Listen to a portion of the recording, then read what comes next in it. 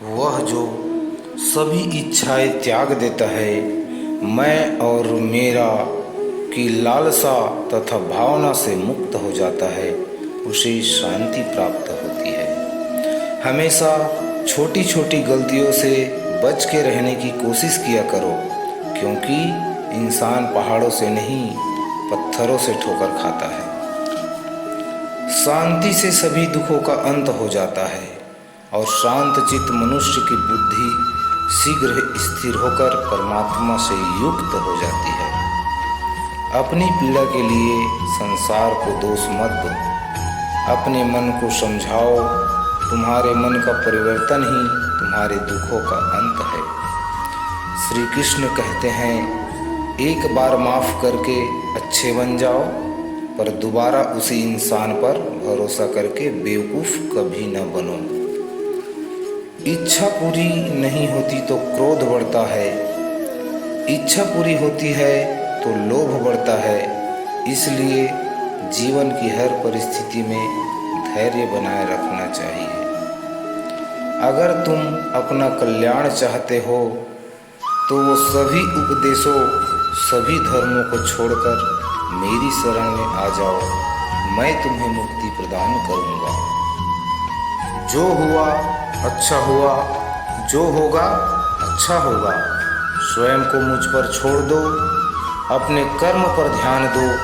कर्म ऐसा जो स्वार्थ रहित, पाप रहित हो। कृष्ण ने दुष्टों को भी अपनी गलती सुधारने का मौका दिया, क्योंकि वो किसी मनुष्य को नहीं, उसके अंदर की बुराइयों को मारना चाहते थे।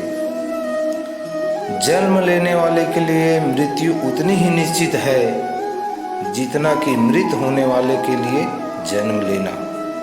इसलिए अपरिहार्य उस पर शोक मत करो। अगर व्यक्ति शिक्षा से पहले संस्कार, व्यापार से पहले व्यवहार और भगवान से पहले माता पिता को पहचान ले, तो जिंदगी में कभी कोई कठिनाई ही नहीं आएगी। आपके कर्म ही आपकी पहचान है, वरना एक नाम के हजारों इंसान हैं। धर्म केवल कर्म से होता है, कर्म के बिना धर्म की कोई परिभाषा ही नहीं होती। अहंकार करने पर इंसान की प्रतिष्ठा, वंश, वैभव तीनों ही समाप्त हो जाते हैं। जीवन में कभी भी किसी से अपनी तुलना मत कीजिए।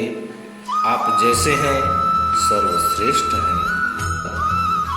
सेहत के लिए योग और जरूरत पर सहयोग, दोनों से ही जीवन बदलता है। जो अपने मन पर नियंत्रण नहीं रखता, वह स्वयं धीरे धीरे शत्रु बनता जाता है।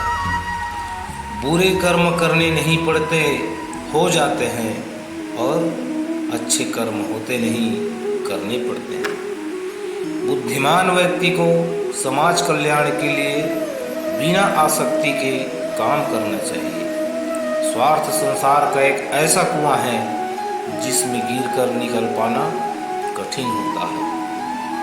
आत्मज्ञान की तलवार से काटकर अपने हृदय से अज्ञान के संदेह को अलग कर दो। मान अपमान, लाभ हानि, खुश हो जाना, दुख हो जाना, यह सब मन की शरारत है, जिसे तुम अपना समझकर मग्न हो रहे हो। बस यही प्रसन्नता तुम्हारे दुखों का कारण है। उस इंसान का मंजिल से भटक जाना तय है जिसकी संगत में नकारात्मक लोग रहते हैं।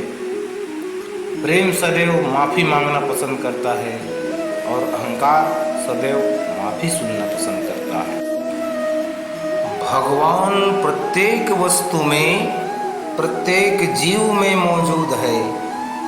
कर्म किए जाओ और फल की चिंता मत करो। मेरे प्यारे बंधुओं, वर्तमान परिस्थिति में जो तुम्हारा कर्तव्य है वही तुम्हारा धर्म